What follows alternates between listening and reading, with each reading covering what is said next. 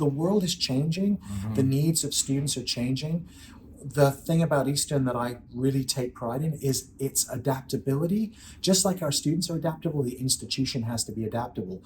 When it comes to our academic offerings, we have over 40 majors, we have over 60 minors, we have lots of concentrations, we have such an array of programs. But what I would say is that we are committed to evolving.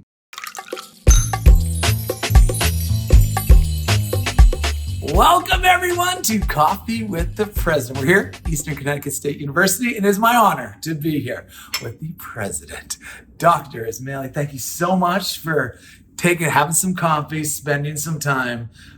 First of all, it's been an amazing time at this campus. It's like fall right now while we're filming the episode. It's perfect out, and so excited to dive into this because I want to see this amazing institution from your lens. But Dr. Ismaili is new. That's right. We're in the first few months here. And so I think what would be really fun, and I can't wait to dive, his background's awesome, but I would love you to talk about what drew you here, because I think that'd be the best place to start this conversation off. That's great. Thank you, Alex. By the way, call me Karim, please. So what drew me here was the incredible reputation that Eastern Connecticut State has. It's a public liberal arts university that really works so intensively and personably with students to provide them with the best education that they can get. It's a beautiful campus. Like you mentioned, it's the fall. If you were here right now, you'd see that this is the idyllic image of a New England campus. It's so beautiful. And I think our students, once they set foot on this campus, they fall in love with it. For me, it was the liberal arts focus of the institution, the idea that we're really educating students to not only get their majors and prepare them for their careers or research or whatever they want to do, but also to prepare them for their lives. So that really spoke to me. I also have a personal story here. My mentor, the former president of Bridgewater State University, his mentor was the president here. So there's a full circle moment where President Dana Molifaria from Bridgewater State University came to this campus, and I'm now the mentee of him. So it's a full circle moment. And what I will say is this: there was something written in stars about Eastern for me. Oh, I love that story. Yeah. That is awesome, and it's so important. I want to get into the liberal arts nature of it, because I know we're revamping the core curriculum in that, and it's so important to just have the life skills to know how to think critically. Prior to getting in that though, I love the location. It is, I grew up on the North Shore of Boston, so it's as quintessential New England as it gets, but it's so perfectly located, right? Because you got New York City, you got Boston, Cape Cod, mountains of Vermont. We talked about this in the episode, but if you wouldn't mind just setting the stage of where we sit and how powerful of a location it is. Yeah, it is a wonderful location. So we are in the town of Wyndham. Willimantic is the precise location. We are literally midway between New York City and Boston. As you mentioned, Alex, we're close to Cape Cod, not too far away. Providence is not too far away. Hartford is a short 30-minute drive. But the other thing is there's a beautiful town here, Willimantic, and we're in what's called the quiet corner of Connecticut. So what I will say is that it doesn't mean it's quiet on campus. It's a very vibrant campus. We have incredible events and the students love it here, but you've got the best of many worlds. Mm-hmm. You can be hiking, you can be near the water, you can be in an urban paradise, all within an hour of this campus. So what an incredible location. And again, for me, when you ask me why Eastern, honestly, that's another factor, right? What an incredible location to be leading an institution that's drawing students for all of the reasons I described. Oh yeah, it is. Thank you for taking that time, because it's a killer location. It's great. Okay, let's get into. I know that there's been a revamping of the core liberal arts curriculum. Yes. Can you explain that? Because I think it's so powerful. I know I brought it up before, but learning to critically think, learning to think about like liberal arts helps you in life. Absolutely. And so I'd love you to talk about that with the audience. Yeah, so we have an incredible campus here that's committed to preparing students for their lives. Our faculty, our staff, our administrators, everyone is focused on that.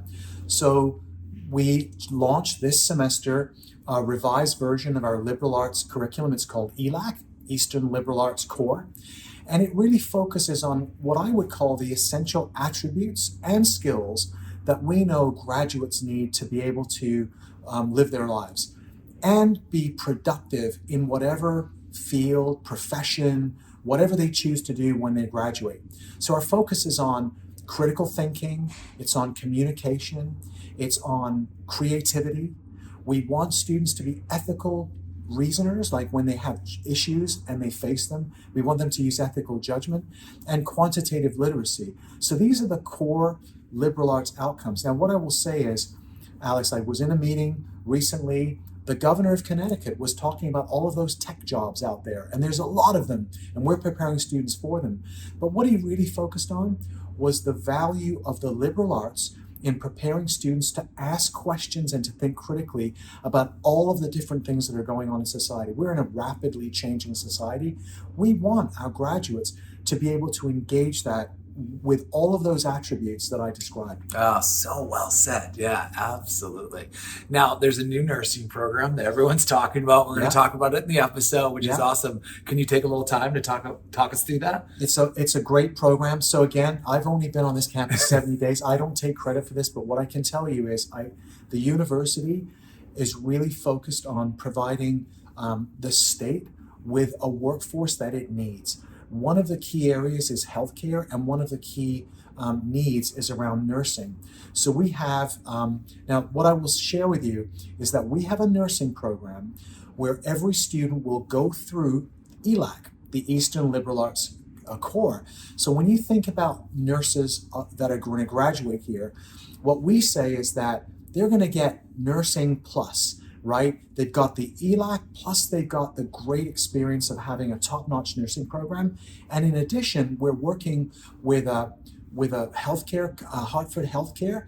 There's a simulation lab. It's literally like a short walk from here where students are going to get hands-on training. We already have students in our nursing program that are affiliated with the institution. So this provides our students with not only the core skills that we feel they need to thrive and really be terrific in what they do, but also that they're having this great practical experience right around the corner from campus.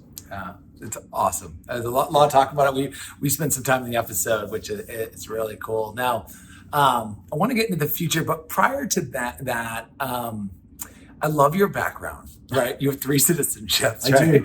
I do. UK, Canada, US. You've had some amazing institutions prior to coming here, and you're also passionate about first generation students, right? So I'd love you just to talk a little bit to us from a personal perspective. We were talking before we started rolling here. He's also a big Liverpool fan for you soccer fans out there. But I just think it's like you have such a unique and powerful background with all these different experiences and different lenses. How do you take that here to Eastern and help that, guide the process and for student success? Yeah. So I think that, what I've been speaking about in this community is that, first of all, I didn't get here by myself. I got here with the support of my family, my mother. I was raised by a single mom. All of the mentors, some of whom I just described, earlier, President Dana Malafaria, there are many who have supported me during my journey. As a first generation student, I grew up in England. I never really imagined my future. And I certainly never imagined that I was necessarily going to graduate from college. Funding was very difficult. It was tough to finance. I worked at 7-Eleven. I worked graveyard shifts. If it wasn't for 7-Eleven, I wouldn't be here. I will share that with you. Because they paid for 80% of my tuition when I was working with them. And what I will say is, for me, I understand that if you're a first generation student, or if you're not really understanding the college or university context, I've been there. And it is hard to navigate. But what I love about Eastern, and this is what I have lived myself, is the commitment to serving students as effectively as possible. So, my journey has taken me to countries, to institutions where I have seen how higher ed in the United States is really committed to students. At Eastern, every university has slight differences. At Eastern, we're so focused on the liberal arts.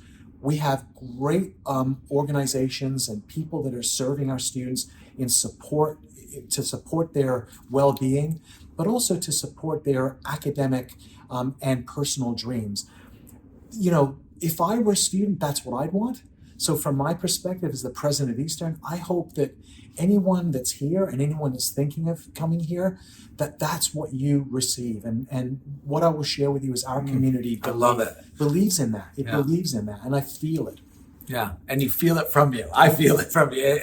And before we were rolling, everyone, because the faculty, staff, the students have been great here, but everyone's so excited. And I know you're 7 days in, but when you think to the future, is there something like, hey, I can't wait to do this, Alex, or this is a program that I'm going to bring to the table, or I want to, if you look a little bit down the road, what are you excited about? I'm excited about many opportunities that the university is already imagining. For me, I want to sort of create the environment for the next decade for Eastern, and here's what I think we'll be doing. I think we'll be even refining our liberal arts core, over time. The world is changing. Mm-hmm. The needs of students are changing. The thing about Eastern that I really take pride in is its adaptability. Just like our students are adaptable, the institution has to be adaptable. When it comes to our academic offerings, we have over 40 majors. We have over 60 minors. We have lots of concentrations. We have such an array of programs. But what I would say is that we are committed to evolving, to think about the employment of the future, to think about the research opportunities for the future. So that's going to require us to be nimble, but it's also going to require us to really be attuned to technology, to business, to the arts, to the sciences, to think about all of education, think about all of those fields, and make sure that when students come here, they're prepared. So well said. Yeah. This has been awesome. Is there any final words? I think we touched on a lot. Is there anything else? We could talk about, best of luck to Liverpool. Thank you. I love that story of 7-Eleven too. My niece ended up at school because of a Starbucks scholarship. And so I think, and I just want to commend you because it's been great getting to know you. It's been great filming this episode here. But what an awesome institution in a great location, and just want to encourage, as we were talking about before, the counselors, parents, teachers, principals out there, come check out this campus. Because you're doing amazing things. Thank you, Alex. The only thing I would say too is we know that students want to have fun, right? So we have clubs and organizations and athletic teams, the Warriors. We want you to come here and be your authentic selves. And we want you to take advantage of everything that we have to offer. Because I know that you should have fun. But at the same time, as the president of the university, you got to study. That's right. You got to do it. And what's great? We tell a story. I don't know if you know this or not about this student. And it's she's a business student, also starring, in Carrie in theater. And I think that is and there's a lot of other ones where they're doing so many different things. I think that's something when you're thinking out there, it's really great when you can be in a place that allows you to thrive, trying new things, because that's what you should be doing while you're in college. That's right. I'm not saying it's sometimes you get pigeonholed in one thing. It's try new things here, explore, figuring out what you don't like or maybe are not good at is just as important as figuring out what you're good at as well. Perfectly said. You should be a president. I don't know about that. No way. No qualifications here for that. Listen, thank you so much for having coffee. Alex. Thank you so much for having the college tour on campus. This is going to be a great episode. If you haven't watched it, make sure to check it out. And we'll see y'all soon. Cheers, everyone. Bye-bye.